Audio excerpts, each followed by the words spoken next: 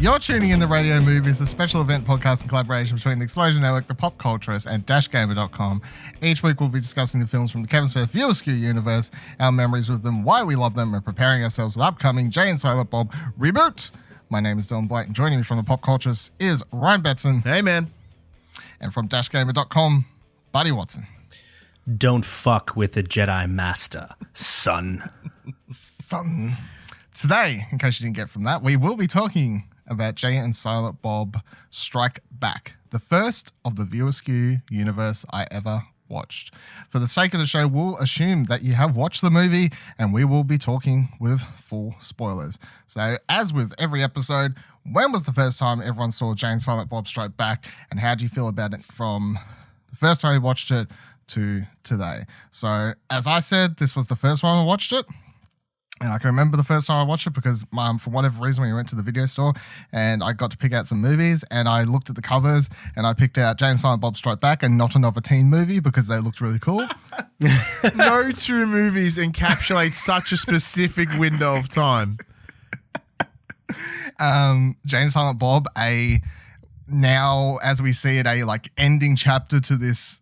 All these other movies before, of which I had no context of, and Not Another Teen Movie, a comedy that takes the tropes and makes fun of American Pie and stuff, all a bunch of movies which I had also not seen yet. So it was really an amazing pick of two movies for me to watch. And they're also two movies I remember watching in the lounge room and automatically knowing, because I was 12, that I should not be watching them. If mum found out that dad got me these, I would be in trouble, but also Dad would probably be in trouble. You know what I'm saying? These ones were not going to be good ones. I'll say though, rewatching it, it's a very silly movie. It's very much of that time, early 2000s, the way it's shot, the jokes, literally everything about it just represents a certain period of time. And honestly, out of all of those movies, if you want to put it in with American Pie and Not Another Teen Movie, whatever, all those early 2000 ones or whatever, this is the only one I'm quite happy to rewatch because it represents my entry point to Kevin Smith, the View Askew Universe, everything like that. So I'm willing to admit that I have gold tinted glasses or Kevin Smith tinted glasses on for this one and would probably hear no wrongs for it. I rewatched it. I still laughed a lot. If it was does it hold up today? I don't know. And I honestly don't care because I was laughing and that's all that matters to me. Buddy, when was the first time you saw it and how do you feel now? I'm about to wrinkle your brain. The first time I ever saw this movie from start to finish was today. What? Yeah. It's not... What? So, for context, our Dylan, he has only ever watched it once, and he's a Kevin Smith fan too, and that was in my lounge room about a month ago.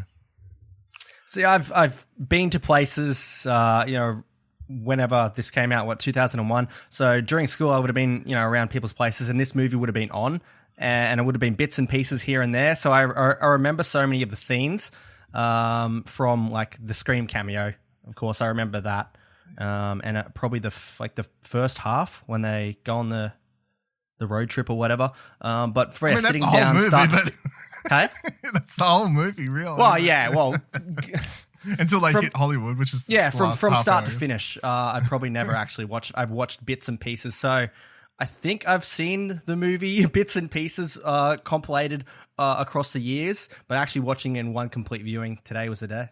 You're blowing my mind quite a lot because I'm like, you never told us this at all before we did this. Because I wanted to see if I could slip it in. I'm so fucking confused how you watch all the other ones but not this one.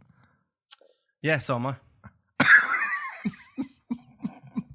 Okay, well, literally as someone who's watching it for the first time, you don't have the window tint, the glasses I've got on for it.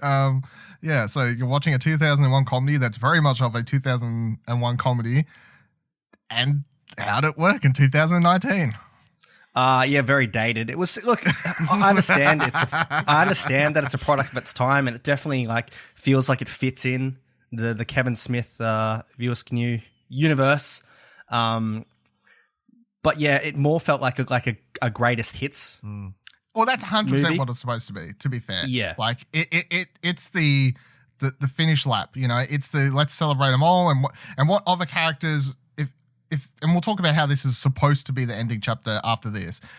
But it's like this is supposed to be the ending chapter, and what other characters would we end this universe with than the characters that are in all of the movies? And let's just, you know, you can't do a really serious movie with Jane Silent Bob as your protagonist, so we'll just do a make fun of Hollywood type joke movie, and it's I think pretty I'd much never the really given it the time of day, like to sit down and watch this thing from the parts that I'd seen, because I'd always seen it as just a silly throwaway compared to some of the other movies. It's like Jane Silent Bob in their own movie. I'm like, great. Well, all the other movies that I've seen with Kevin Smith in it, they've only been a bit part. And I know they reference this in the movie, like, oh, they won't be able to carry a whole movie themselves. And that's probably why I'd never kind of gave it the time of day, like prioritized checking it out. And just seeing bits and pieces, I felt like I'd already seen it all, just not at the same time over the years. But did you find it funny or not? Or was you like, As some of it was funny. This very early on, the stuff that really killed the humor for it was the sound effects in the background, like boing or little visual, you know, little sound effects that we used to kind of that very old style humor, like something, you know, like I can't even pinpoint. It's to add the cartoony comic book nature. Yeah, the cartoony type stuff, and I felt like the jokes themselves could have really landed if they didn't have that in the background. You know, hearing some of these jokes, I'm like, oh, okay, cool. But then the effects, I'm like, in myself, I'm just like cringing. I'm like, oh, you didn't really. I know this is slapstick, but you know, Mallrats kind of had this similar type of humor, and they didn't rely on those little effects, and it kind of took it out of being a bit grounded. As much as a Jay and Silent Bob movie can be grounded a little bit. What the hell? Excuse me, who's watching these babies? The fat one's watching the little one. Oh, nice parenting. Leave them out here like that and see what happens. Yo, fuck you fucking square! Keep on trucking. Did you hear that fucking guy tell me how to fucking raise you? Motherfucker, man. Who does he fucking think he is? What's the worst fucking thing that can happen to you? Stand in front of a fucking store, right? Fuck. Flack. Flack. Flack. Flack. Flack. Fuck. Motherfuck. how did you watching for the first time, how did you feel about all the cameos and casting and stuff? You know, be that Will Ferrell to Mark Hamill and whoever else. Like, did you know about all of the people that are in this one? Or Yeah, I knew Mark Hamill and Carrie Fisher, and I'd seen those parts before. I'd also I hadn't seen Will Ferrell in it before. Oh, really? So that must be in the chunk that I'd missed in that bit there. Yeah, because this is well, as I said, I'm 12 and watching this is the first movie I ever saw Will Ferrell in. Like, this is my entry Will Ferrell point. And I'm happy to say that he's continued to play the exact same character that I saw in this movie in every other movie ever. Yep. Still to this day. Pretty close. Ryan, when was the first time you watched it, and how do you feel I about it can now? tell you exactly where. I remember it was my friend Nick's place. He lived down the road from me.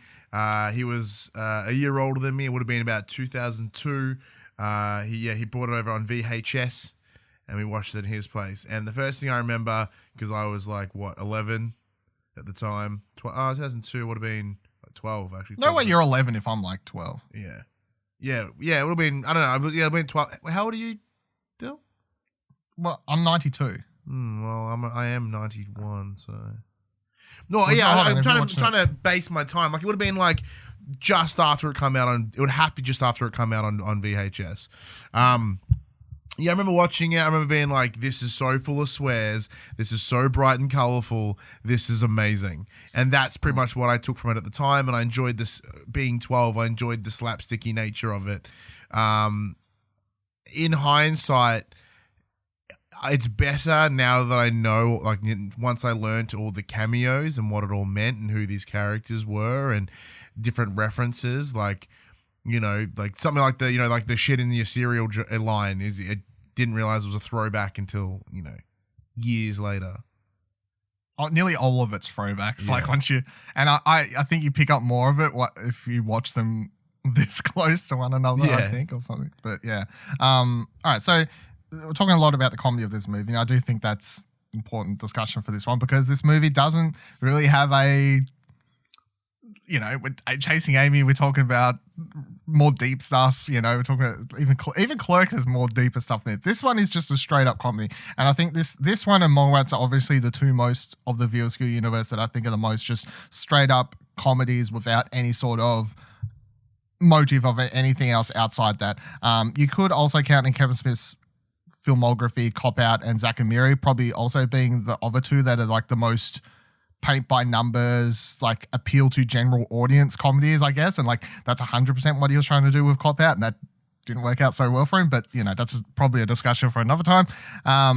But I'm willing to say if the jokes in this movie came out today, I would be like, nah. But that's why I don't think there's anything wrong with viewing comedies with that, like those glasses, rose tinted glasses, whatever the saying is on. And like, I can admit this is one, and there's probably some other ones like, there's some really bad jokes in like Police Academy, like, oh my God, misogynistic stuff or whatever. I still laugh. Dude, I'm willing to admit I still laugh. There's a particular line, I went back and watched Police Academy not too long ago. And yeah, a lot of it's like, ooh, this is so very super 80s. But then the exact moment where I went, whoa, what the fuck, was when Hightower wakes up Mahoney and he goes, oh yeah, sleeping's for, you know, and I was like, fuck, with the racial slur for gay people. And I was like, get the fuck out. Who blurts that shit in a movie? Well, they do in the 80s. That's the thing. Really caught me off guard. Like even all the Blue Oyster Bar stuff, I'm like, but like that, for some reason, that was the point. And speaking of gay humor, there is a lot of gay humor in this movie too. There is, and yeah, so I mean that's one. I remember when looking through for reviews from when this came out, that was one thing that a lot of people brought up, and a lot of people had problems with. And Kevin Smith was kind of vocal about being like, "Look, my brother's gay. I'm just writing characters, and this is the way that those characters would speak, I guess." And there's always those jokes he makes at stand-ups. He's like, you know, he's literally seconds away from turning at any point. Yeah. It's an interesting thing because I don't think, like, if we're going to look at Jay and Silent Bob Reboot, I don't think that movie will have anything. No, I don't think that movie will have any gay jokes or gay puns or, like, be like, oh, you say F word, you know, like, whatever, like this, and this. And that's because I think that's another example of kind of him growing as a person somewhat, because although obviously he was never out to, he wasn't making gay jokes maliciously. He was being like, I'm writing a character and this is how people speak at the time, which is true. Like people did speak like that. But I think he, as a writer-director, has now grown to the point where he's like, but also I don't actually need to write characters like that and kind of help put that out there. You know what I'm saying? Yeah. I think that's like just kind of him growing as a person. But how do you feel about watching comedies like this, old comedies? Because this is, as I'm saying, one I can watch, rose-tinted glasses, be like, yeah, that's got some problems, problematic jokes or whatever else. Do you have stuff like that, Buddy? Or are there stuff that you watched when you was younger that you can't watch now because you're like, Not really, no. There would definitely be things that I would cringe about. I know I had a story when I was at home, you know, a couple months ago, and they were playing Harriet the Spy, and I'm watching Harriet the Spy, this, you know, kids movie that I'd watched when I was younger, and Harriet, you know, she comes off as the bad person because she has the burn book, that everyone finds it, and she's using the word retarded as the thing, and I'm like, you're actually the villain in this. Oh my God. But it's funny to look back at them movies like that, and even this with the use of homophobic slurs in there. I always, it's definitely cringy to hear it, and you just kind of, it's sometimes a little bit of a chuckle, and so I'm like, man, imagine that coming out into a movie now. But in most cases, I can understand that the movie is a product of its time and kind of let it slide, if that makes, without, you know. It depends how far it goes, really. Like I watch a lot of older movies, and a lot of the 80s movies are really bad for it, and a lot of their really bad.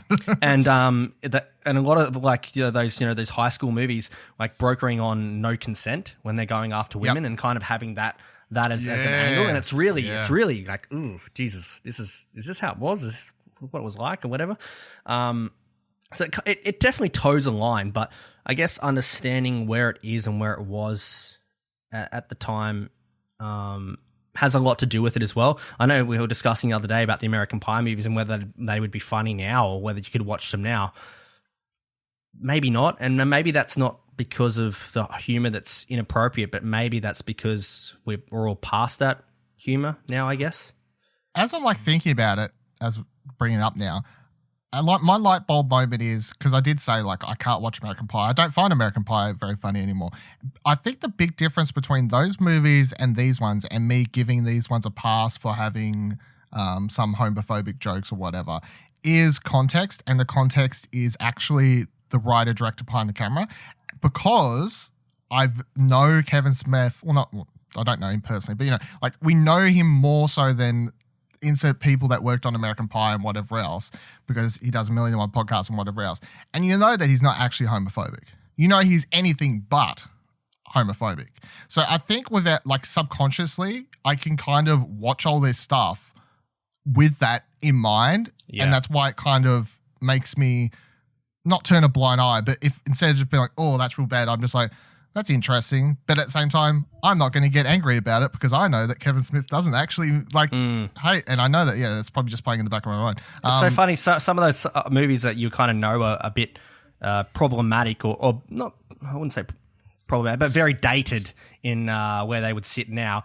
Just don't really seek them out. Like looking at something like American Pie, it's like, would I want to watch that now? Would I seek watching that out? I'm like, no, I saw it then and that was the time I watched it, and now I just don't care about it or anything like that. Yeah. So, and I remember when I watched whatever was it Reunion? Was that I haven't seen one? Reunion. I didn't get that far. See, I went and watched it. I went and watched it in the cinema, and I don't think I laughed once. It was just like a lot of those movies where it was like the comedy is just trying to be the exact same, and it doesn't work anymore. Saying that though, with the American Reunion, I watched it was on Netflix. I watched it recently. Being like a parent, because a lot of the jokes are in that new one is about them now being like parents, that sort of stuff. So that humor kind of lands about what it's like to be a parent. But in terms of when they try to rehash that older material, not so much. Yeah, the movie that happened to me was Harold and Kumar. Number 2, Guantanamo Bay, and I saw that in the cinema with me and my friends, and we were big Harold and Kumar fans. And then we saw the second one in cinemas, and like, damn, the humor has changed. Is this what the kids are into these days? Fuck. Yeah, I haven't watched either for ages, but I remember what's the first one? Go to White Castle or whatever. It's like, yeah, that comes out really, really funny. Guantanamo Bay was not quite so funny. Was there nearly 10 years difference between those? Yeah, something like that. So it's funny because I guess we'll address that with Clerks and the difference between Clerks 1 and Clerks 2 next week. Difference and stuff. Yeah, that's for sure. So Ryan, how do you view these movies then? With old ones, can you watch comedies rose tinted glasses? Do you feel like you have to watch this rose tinted glasses? How do you feel about the thing was discussing with what I'm saying about Kevin Smith, like context matters for some of these jokes and stuff like that? Yeah, I think the big thing here is, as I think context is the key here. Like none of the jokes here are malicious in any intent, and you can tell that just in how they're delivered. For one, like there's no. It is of its time in terms of this is how people spoke, but there's just no like I can't think of the right term, like vindictiveness, I guess. There's like no one's like getting their ass stomped and then being called gay, you know what I mean? Like it's different. It's somehow different. But I think that's probably me trying to reconcile it in my head for the same, having the glasses. I'm like, well, at least this didn't happen, right? But yeah, I do try to look at older movies and older series through that reasonable lens of this is what happened at that time. Like you can't change what this movie was. Times have changed, but that movie stays the same. So yeah, for that reason, some of these things don't really land.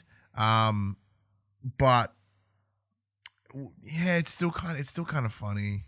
It's this weird line. Like in terms of humor, as you mentioned, like humor's changed over time. Dick and fart jokes are still funny. And I'm like a 30-year-old dude, and I'll still laugh at fart jokes all the time. So I think the way this movie is written, it does revolve around that baseline humor, as Buddy said, that's like that slapsticky humor, and I think that kind of hits at a primordial part of our brain. It's kind of just feels good to hear people farting.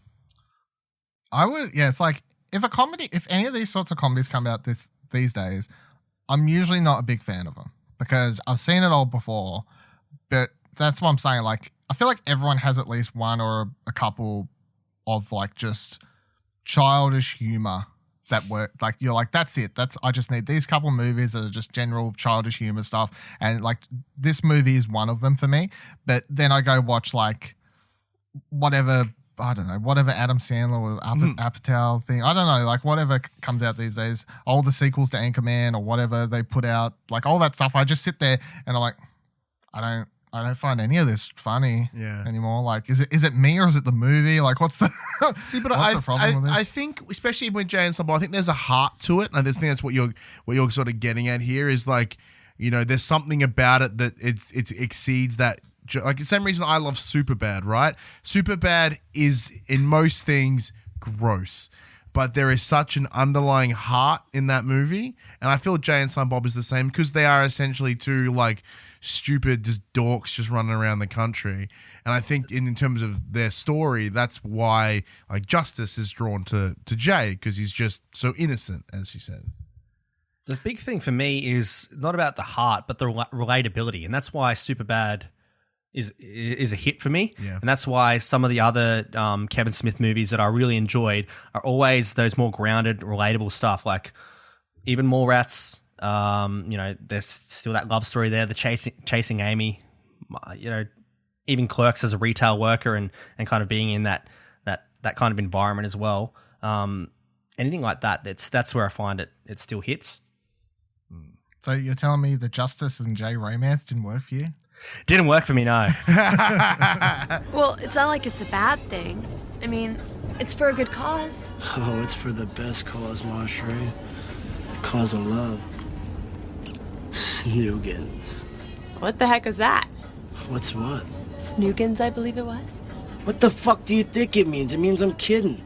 Oh. Well, that's too bad.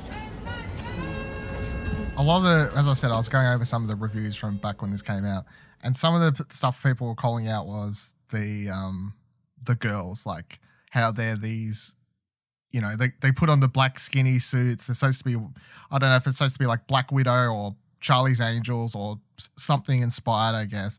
But a lot of people had problems with it, I guess. I viewing it knowing that his wife, Jennifer Schwalbach, is one of the girls, I simply view it as literally him and Kevin Smith just being like, I just want to make my wife be a sexy, like super spy type chick or something in a movie, and that's it. I think that is totally the basis behind the whole thing. Like, I think it's as simple as that. Do you have any, like, Buddy, do you have any thoughts on the girls, or do you think?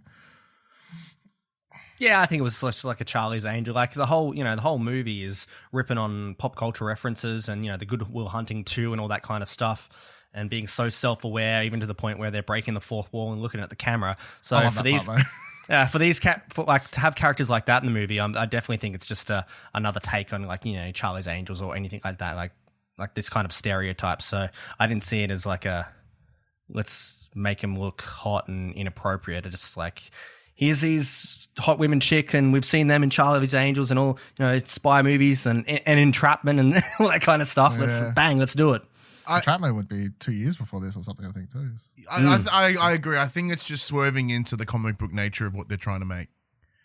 Like they do fit comic book stereotypes, you know. It was like that secret spy, you know, laser lights flipping and shit, and walking in unison and stuff like that. You're almost waiting for a pow. Yeah, pretty much. Pow Yeah. to pop up on the screen.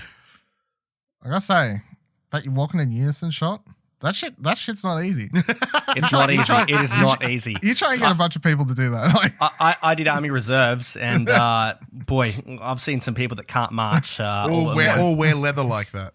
And they were disciplined. Yeah, no, we didn't wear leather at the Army.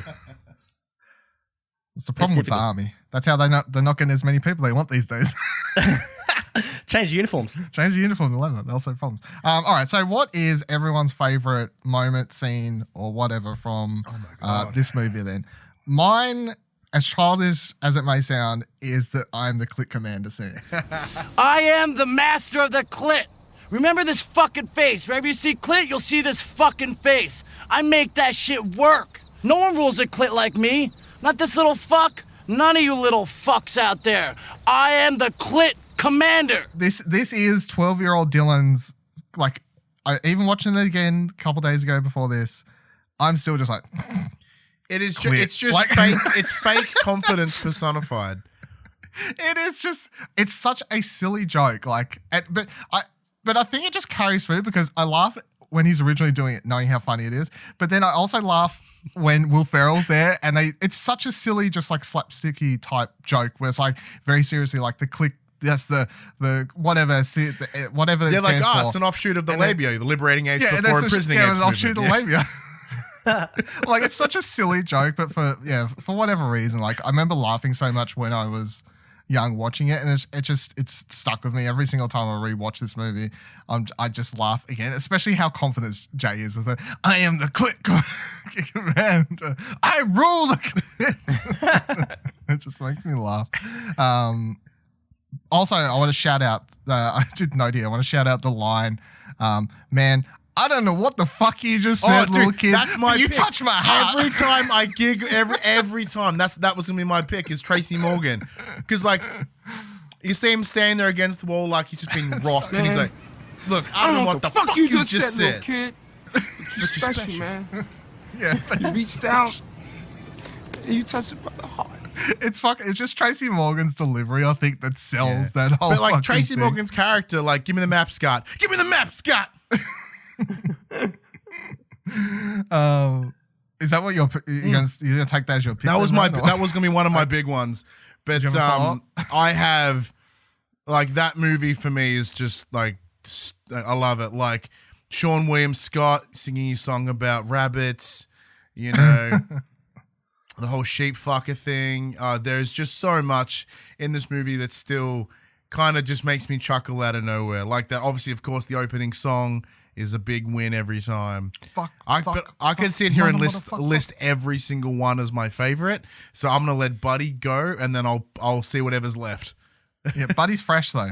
Yeah, it's true. One time viewing. What's your favorite part? It's actually a scene I'd already seen before, so it's still the same scene. Fucking Miramax, cut. Shannon, I usually say cut. A monkey, Wes? I mean, Jesus, you guys aren't even trying anymore, are you? What, the market research says people love monkeys. We love this monkey! We love this monkey! I love how it's actually Wes as well. Yeah. It's like such a good cameo. So good. And, I love the Scream franchise. Scream 1 is in my top 5 movies of all time and means a lot to me. So to, see them on the set of Scream and to be a throwback to kind of their little cameo in Scream 3, it's pretty funny.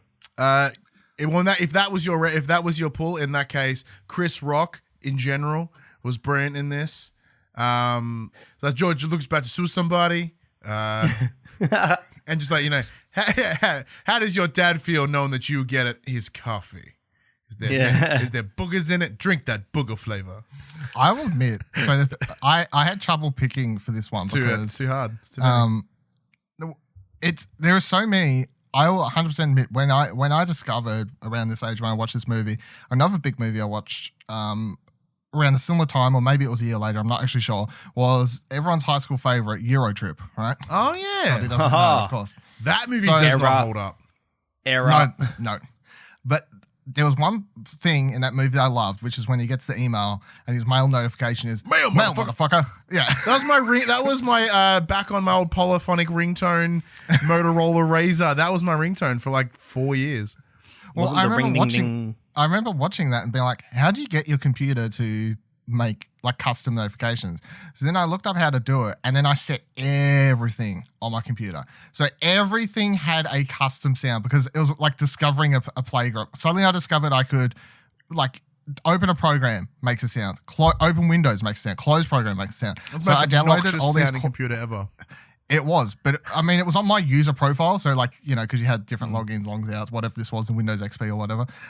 So I downloaded 1,000,001 different quotes and scenes from Jay and Silent Bob Strike Back. And that was my entire computer, plus the one mail motherfucker from Eurotrip, which was my mail notification thing. And all my computer did was, for everything, it would just play Jay and Silent Bob Strike Back fucking clips for everything I did. And I did not get bored of it. So I had everything. I had Sean Williams, the song he's singing. I had that play for some point. I had Fuck Fuck Fuck song playing at some point as well. I don't even know where they all linked up, but yeah, it was my first time I remember discovering and working out how to download scenes from the internet. And this was actually a lot hard. These days I'll just go on YouTube. It's pretty fucking easy. Back then I think I was downloading the scenes through fucking BitTorrent or something actually, and then working out how to rip the audio and then cut the audio down into like 2-3 second scenes or whatever I wanted, and then setting them as all these notification sounds and stuff. Yeah, that's some memories. That's what it is. That's some memories. Yeah. Okay, so I do want to point out for this movie, you kind of mentioned it before, Buddy, but so I never appreciated, obviously the first time I was watching this, the fact that this movie has both Mark Hamill using a lightsaber, basically using a lightsaber. And it also has Carrie Fisher in it.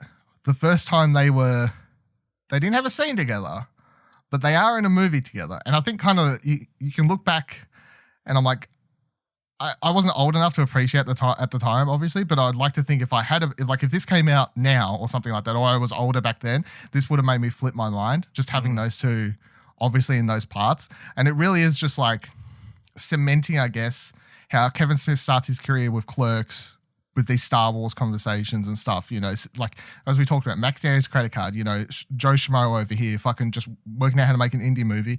And then basically 10 years later, he's reuniting leads, Mark Hamill, Carrie Fisher, to put in his movie. I just think it's like such a, you can look at everything for his success, from like money, whatever. I don't care. I'm like, the fact that his movies start and you can tell he's such a Star Wars fan, and then he gets to put the fucking people from Star Wars in his movies later, that like represents something to me. And then it also got me wondering, what do we think the odds are on Mark Hamill showing up in Jay and Silent Bob Reboot? And then I also think if he does show up, it's just going to have me thinking in the cinema how sad it is that he's back, but obviously Carrie Fisher wouldn't be in it. I think it's likely. Because they're bros, and because I think Kevin Conroy's in there at some point. I think, but can we? I know you're praising Kevin with that little bit of a, you know, like, look at her, he's come. Can we just praise like Mark Hamill and Carrie Fisher for being willing to, you know, come in a movie and like they have prestige, and they're like, what's your character? You are Cockknocker. And you are going to be a character that is referred to as the hairy bush nun. Yeah. Like, and they're like, and Jay is going to go down on you. Yeah, and they're like, yeah, okay, sweet. Sign me. Where do I sign? Like, come on, that's amazing. She has such a good. I love her. She's so serious with the thing. I follow the book. You follow the book too? Yeah, of course. I leave my whole life on it. Like, once again, it's such a silly joke because it's like she's a nun. She's talking about the Bible. Such a silly joke, but it works for me. It just makes me laugh. What do you put your odds at here for Mark Hamill in Reboot, Buddy? Yeah, very high. He'll absolutely be in it. And maybe Carrie Fisher will be in there as a Force ghost. Who knows? Maybe Carrie Fisher's daughter will be in it. Oh, that would be too cool. That would be a good actual thing. And maybe have a scene. Maybe have a scene with Mark Hamill. Don't cry. Don't do that.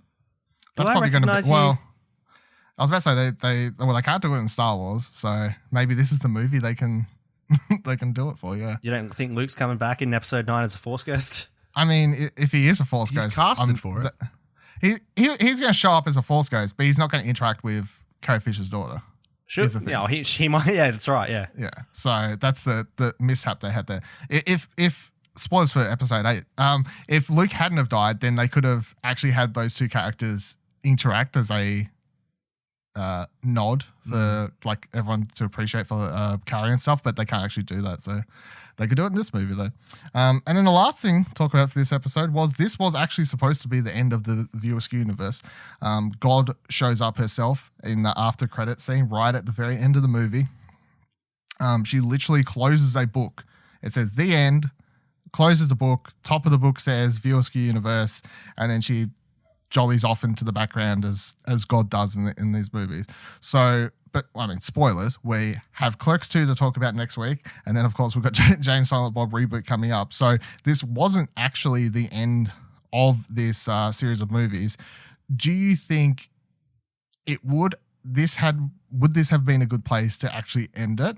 Or do you think it's smart that A, he did Clerks 2, and B, he's actually coming back for Reboot? Like, because in what world is viewing this as 6 movies good? Because I have so much love and praise for Clerks 2, no. Because I'd be sad if that movie didn't exist. And plus, like, even in itself, if you look at the book, when they put the bookmark of the end, there is a big hunk of pages left. Whether that was intentional or not. Nah, went back in the special edition, CGI those extra pages in. Buddy, what do you reckon? It would have closed it off nicely because of the compilation type best of greatest hits feel that the movie has. Yeah. But in saying that, it's fine bringing Clerks 2 back in and having, I guess, a Reboot, have another compilation type movie, close it out again. So I'm hoping Alanis Morissette is in that one also. At this stage, I'm presuming everyone's in that. Like, yeah. I'm kind of just at that stage. I don't know what the plot of the movie is. It's just literally scene after scene with cameos at this point, which is kind of what Jane Silent Bob Strike Back was. Yeah, to a degree, the plot of Reboot is literally they are rebooting Blunt Man and Chronic, and they need to go and stop it again. Except for now they've got more characters to throw in from other stuff and more geek culture stuff to throw in, because spoiler alert, for the last 10 to 15 years we've had way more geek like nerdy geek culture type stuff that they can reference and stuff. Cool, so that'll be it for this week's episode of Radio Movies. Please be sure to pick up your trash when leaving your area. You can find Buddy Watson over at dashgamer.com or on the Dash Culture podcast, talking pop culture, movies and gaming every fortnight. Be sure to follow him on Twitter at BuddyWatson12. You can find Ryan Betson over at youtube.com/thepopculturist, talking old things PlayStation on For the Players and wrestling on The Young and the Wrestlers. And you can follow him on Twitter at HaggardMC. And you can find myself right here on ExplosionNetwork.com on one of our movies, games, TV podcasts like Arcade Culture. What do you want to watch? And you can follow me on Twitter at Vivaladil, VIVALADIL. Please be sure to review this podcast on Apple Podcasts or wherever you're listening if you can review stuff there. And I'm not even going to say if you want to anymore. Let's just say just tweet at Kevin Smith and Jason Mewes and tell them when the fuck is Jane Silent Bob Reboot coming to Australia. If it's not coming out anytime soon, you can email or slide into my Twitter DMs and send me a copy of the movie. That'll be much appreciated. Thank you very much, Kevin. Mr. Smith, whatever you want me to call you, sir. Thank you. Stitchy Boochies. Keep on trucking. If the buzz is any indicator, that movie's going to make some huge bank. What buzz? The internet buzz. What the fuck is the internet? The internet is a communication tool used the world over, where people can come together to bitch about movies and share pornography with one another.